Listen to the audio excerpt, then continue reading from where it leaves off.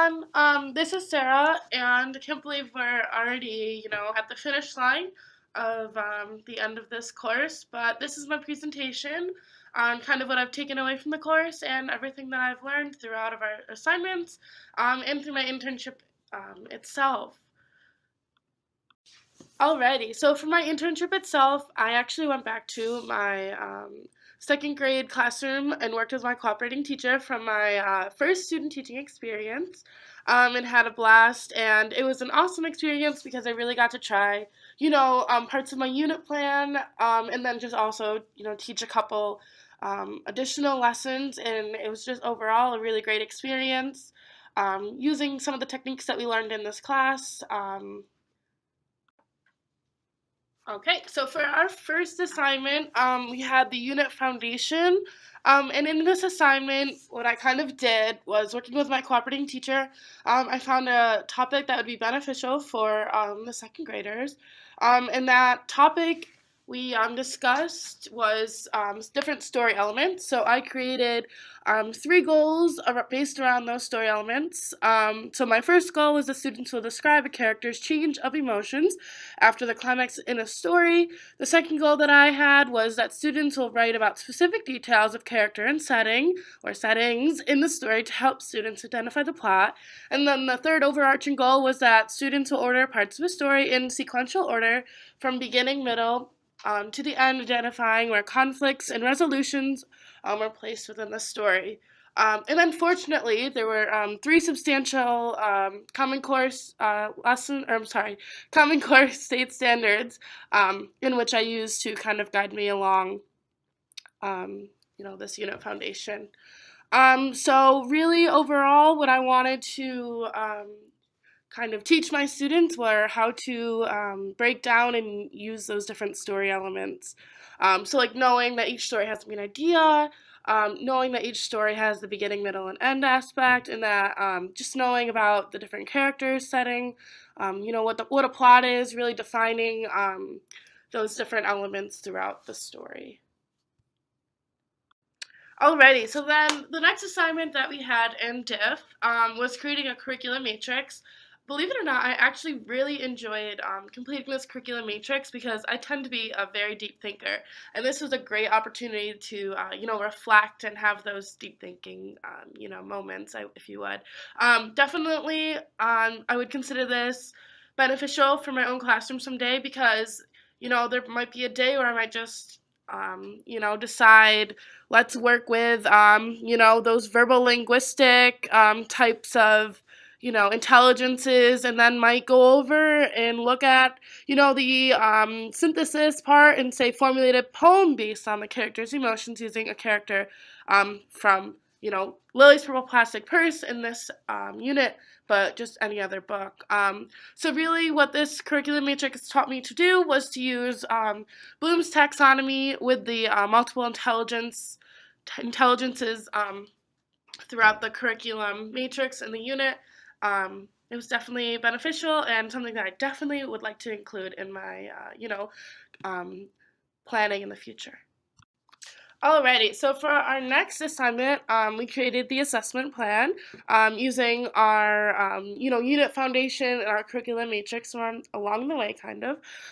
So for this assignment, I created a pre-assessment, 3 formative assessments, and then, our grand summative assessment. So for my pre-assessment, I used response cards, so students kind of pointing to things that they might know or things that they might not know. And I learned about this strategy through, our readings throughout this course, and it worked really well. So for the next component of this assessment plan was my first formative assessment. So in this formative assessment, I used the goal from my unit foundation of students will explain specific details of characters and settings in the story to help them identify the plot. So for this assessment, students were to define the setting, the character, and the plot, and then really kind of talk about how the characters and setting make the plot itself. Then the second formative assessment I used, the goal of students will describe a character's change of emotions after the climax of a story. So really, I took two of the main characters, Mr. Slinger and Lily, and then created an assignment in which students will kind of portray the emotions after the climax of the story, if you would, illustrating images of Lily and Mr. Slinger's emotions.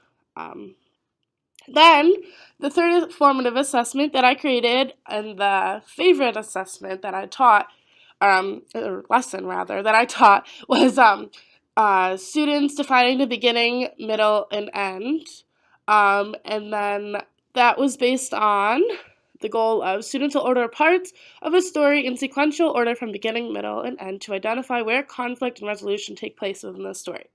So this was a super fun assessment because we actually created a train throughout our lesson, focusing on that sequence part of the story itself. And then lastly, for my summative assessment, I had my students create either a poster or a timeline, kind of tying together all of the events throughout the story, identifying the beginning, middle, and end, and then writing about how the character felt after each event, if you would. Moving on, we then had our student profile. And for my student profile, I worked with a student who struggles with spatial and letter formation. And his IEP goals are really centered around his writing, and then also his reading comprehension. So Nate knows 55 out of 60 kindergarten power words. Mind you, that this is a second grade classroom. And often has time staying on task because his writing sometimes puts him, behind, if you would. And then also, Nate does have a one-on-one aide who often writes for him.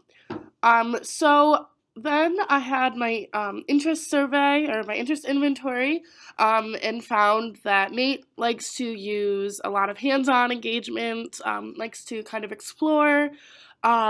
He was definitely considered a body kinesthetic learner. And then just kind of moving on, I created, after the literature review, some goals of Nate and his recognitions of sight words. So this would be, he could write the sight words and then also help with his reading comprehension. And then kind of one of the lessons that I was really hoping to do with him is having the shaving cream and then writing those fry words. So just kind of identifying all those kindergarten ones, fry words first, then our first grade fry words, and then our second grade fry words. And this will help with both of his, goals of, the writing aspect, and then also the reading comprehension and, reading overall once he understands, how to, say or write those fry words. Then we have our assignment based on the total talent portfolio. For the total talent portfolio, I worked with a gifted student in my classroom. I gave him the pseudonym of Max. So Max scored is very high. He scored a 565 out of 700 and is ranked in the 91 percentile for math. And then Max also scored a 641 out of 700 in ELA and is ranked in the 98th percentile. So overall, in the curriculum, Max is very high. Another one of Max's strengths is definitely reading. So at the time, Max should have been on step number 363, and he's far above that and still is on step number 778. In the ERLA reading program at the second grade level, Max's reading at a level white, which is in the third grade reading, level. So for Max's report card, he is overall very strong, with 4s, which are, equivalent to an A or 100. So for this total talent portfolio, it was awesome because I really got to know this student well. Through the interest surveys, the multiple intelligences, the thinking styles test, and then So based on the information that I gathered through the interest inventories, thinking styles test, and then the multiple intelligence test, and then obviously Max strengths himself, I was able to compose two goals for Max. The first goal being that Max will research about the life cycle of a chicken using his iPad, composing a data fact sheet on chickens, and then creating a comic based on the information that he gathered about chickens. So really, why did I create this first goal? If you know Max, you know that he loves his chickens, and you don't really need to give him an interest inventory to know that. Every day, Max kind of likes to update me about his chickens, the eggs that they're laying, a new species of chickens that he's getting. He just told me about the other day. So he really loves his chickens, and this is something that I know that he will definitely be driven to do, and keep his an interesting part of his learning. And then really comics, because he likes to read, and he also really likes, a new thing is learning about or reading about comics, and then creating comics too. So then the second goal that I created for Max was that Max will compose his own fable based on personal lesson that he's learned from his own experiences on his farm. So I created this goal because in second grade, when I created this goal, they were learning about fables. And I thought it'd be a great experience for Max to kind of, sit down and really think of a great lesson that he can write within a fable. This could even incorporate his chickens, any kind of assets that he wants. I know he loves his farm, and thought that this would also be something that he'd be interested in doing to kind of further himself and learn more about the fables. Then we have our lesson plan 1. So for my lesson plan 1, I used my unit foundation to kind of really guide me, which was extremely helpful. And then I created the objective of students will predict the resolution and conflict to Lily's purple plastic purse, including at least 2 emotions that of both Miss Lily and Mr. Slinger within a journal entry. So basically what I did was I gathered the students on the carpet, I read Lily's Purple Plastic Purse, and then stopped right at the conflict. And then I told all my students to kind of close their eyes. I want you to predict, what do you think that resolution could be? How does that story end? And then from there, we kind of broke into our 3 different reading groups, and breaking into those 3 reading groups really was a great way to mask that differentiation, so students weren't complaining, oh, I want to do their assignment, the other thing, so that was great. So in the first group was my lower level group. I really modeled how to complete the assignment for them, and basically what they did was they drew the emotions of Lily and Mr. Slinger, and then they used that to, along with sentences, to predict that resolution. And then our target level group also wrote about 6 sentences, the detail emotions of Lily and Mr. Slinger, and then their predicted resolution. And then finally, in our above level group, I had my students create a page by page entry of their resolution, and then also incorporating the emotions from Lily and Mr. Slinger.